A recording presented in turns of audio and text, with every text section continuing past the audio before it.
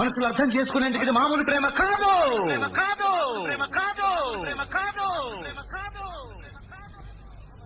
అగ్నిలాగా స్వచ్ఛమైనది. గుండెల్లో గాయమేమో చల్లంగా మానిపోయే మాయ చేసే ఆ మాయే ప్రేమాయే.